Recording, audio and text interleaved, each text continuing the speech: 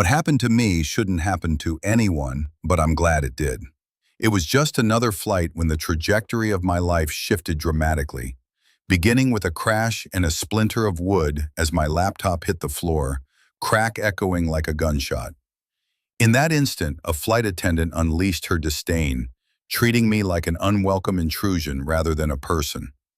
I glanced around the cabin where silence reigned and I felt the weight of 1,000 judgments in the air. Growing up, my mothercation was my ticket out, and I clung to that truth through childhood struggles. I graduated from Harvard and carved my path in aviation, eventually becoming the owner of the very airline where I faced such open hostility. Yet on that flight, all I could feel was disbelief and anger. As the ordeal unfolded, I recorded the altercation, determined to reclaim my dignity. I wasn't just any passenger, I was the CEO. The stigma of prejudice had boxed me in, but the woman across the aisle bolstered my resolve by documenting the scene, a witness to my conflict and a reminder that I wasn't alone. When we landed, the twist of fate punctuated the air. My team of executives boarded the plane, shock rippling through the cabin. The flight attendant's sneer vanished, replaced by confusion and regret. I stood firm, unafraid to confront her, to dissect the biases that had full-circuited back to their source. I demanded accountability and birthed a new culture grounded in respect, one where everyone, regardless of their background, could rise. I walked away from that confrontation with more than a cracked laptop.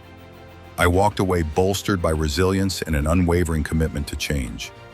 I invite you to examine your own stories of bias and strength, because reclaiming our narratives can ignite seismic shifts in our worlds.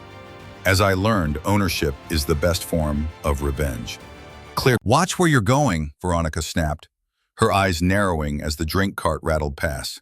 The liquid splashed, a small torrent cascading toward the protagonist's laptop.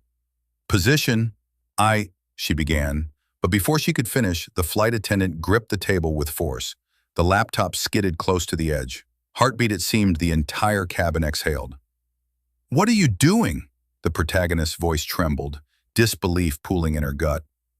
"I'm doing my job, unlike you, spilling things everywhere," Veronica shot back, her tone sharp, laced with disdain. The voices around them quieted, the tension thickened, alive with unspoken judgment.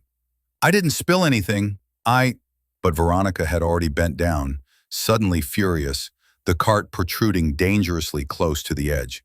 In a swift, determined motion, she knocked the laptop to the ground with a cruel, loud crack.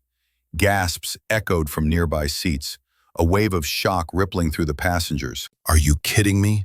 the protagonist whispered, eyes wide, heart pounding. Her stomach dropped at the sight of the shattered screen.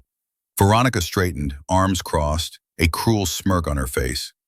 "Guess you should take better care of your things," she said, the contempt hanging heavy in the air.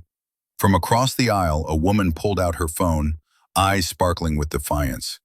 "I'm recording this," she stated coolly, voice steady. "People need to see how you treat others." The protagonist swallowed hard, anger bubbling beneath the surface.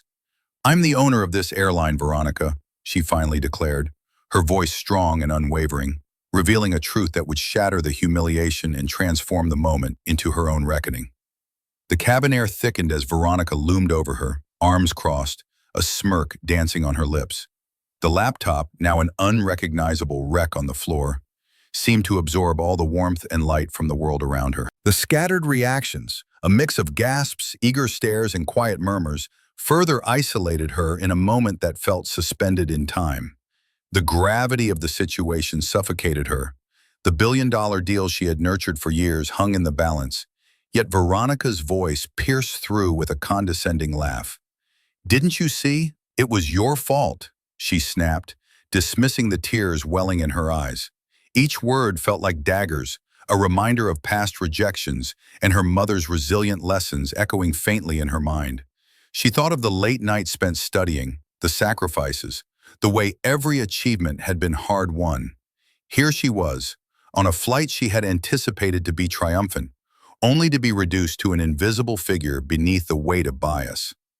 A sudden determination coiled within, and she captured the moment on her phone, hands shaking, yet resolute.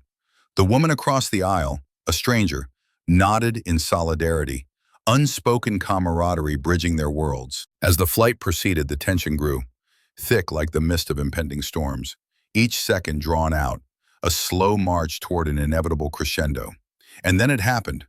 The doors opened, and the unexpected guests strode in, faces familiar, allies she had fought for, flanking her side. The abrupt realization hit her like a splash of cold water. She was not just a passenger, she was the owner. The air shifted.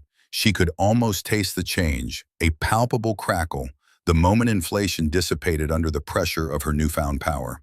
Veronica's confidence teetered, and the flight began to transform into something entirely different.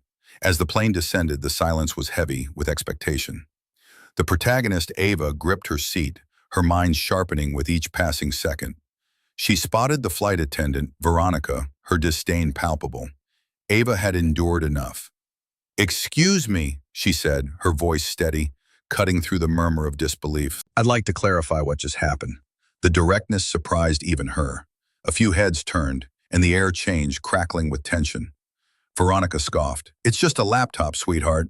"That just a laptop is a key part of a billion-dollar deal," Ava replied, her confidence growing as she leaned forward. "And it belongs to me. I own this airline." Gasps echoed in the cabin, and Veronica's face paled. Ava felt a rush, heart pounding, but fueled by a fierce clarity. She noticed a passenger, an elderly woman across the aisle, record the unfolding drama, a silent ally in the fight against injustice. "Ava, we just need to," the pilot began, but Ava interjected.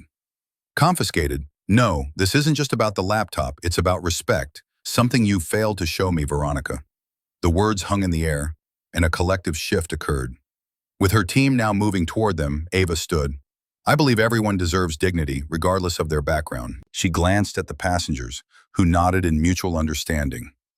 The tide had turned. As Veronica stumbled for words, Ava smirked, embracing the small victory that signaled a bigger comeback ahead. She was reclaiming her space, and with each quiet statement, she dismantled the biases that sought to bind her. The plane touches down with a jolt, passengers' faces painted with anticipation and disbelief as the cabin fills with murmurs. As the seatbelt sign flickers off, the flight attendant, Veronica, straightens her uniform, her earlier smugness dripping away like melting ice. The protagonist, Amina, a woman of grace and power, stands up amidst the crowd, her eyes focused and resolute. She glances at the cracked remains of her laptop, a symbol of the humiliation heaped upon her mere moments ago, and steel replaces softness in her expression. Unbeknownst to Veronica, a small army of her colleagues is already on the tarmac, positioned for this dramatic reveal. Amina had planned this meticulously. As the cabin door slides open, Amina hears her team's voices before she sees their faces. Executives from her own airline, their suits sharp against the dim light, step aboard. The atmosphere shifts as they greet her with respect, admiration shining in their eyes. The hum of realization spreads throughout the cabin. Passengers' expressions morph from shock to congratulatory smiles. They lean in, eager to witness this unexpected spectacle. Veronica's bravado crumbles. Her ability to act with disdain vanishes. Amina locks eyes with her, a silent communication that electrifies the air. This is no longer a moment of humiliation, but one of justice. "I try not to underestimate people," Amina finally states, her voice steady enough to command. "But it seems some remain oblivious to the truth of others." With each word, Veronica's face flushes, the weight of her ignorance now fully realized. Gasps ripple through the cabin, and a collective hush forms. Amina's careful speech on equality and her own struggles earns murmurs of agreement and applause, a thin barrier from their own emotions breaking through. Veronica stumbles, attempts to clutch at justifications, but her voice falters, drowned in the impending silence. Amina, once sidelined, now stands as the embodiment of strength, her triumph both quiet and powerful. The moment solidifies as Tyler, the kind flight attendant, approaches to announce Veronica's removal. The applause crescendos, a ripple of vindication coursing through the cabin. Peating as passengers disembark, they touch the cracked laptop as if it were a trophy, a reminder of strength garnered from unjust adversity. Amina walks past her now broken antagonist, leaving behind only the echoes of her resilient victory, the silent applause reverberating like a heartbeat of hope. As the plane touched down, I looked around at the surprised faces of my fellow passengers. The crack in the laptop screen was a stark reminder of the dismissal I had faced, not just from a flight attendant, but from a system designed to overlook people like me. I had spent years climbing the corporate ladder, driven by my mother's unwavering lessons on the value of education and self-worth.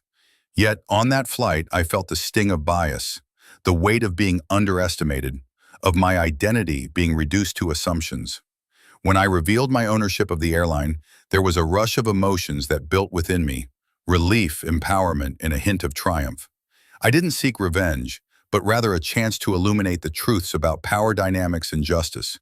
Sometimes it takes a moment of confrontation to redefine how we see ourselves and others. Do you think I went too far? Have you ever faced someone who made you feel small only to rise above? I invite you to share your experiences in the comments and explore the nuances of right and wrong with me. Together, let's reflect on our journeys and the power of standing up for ourselves.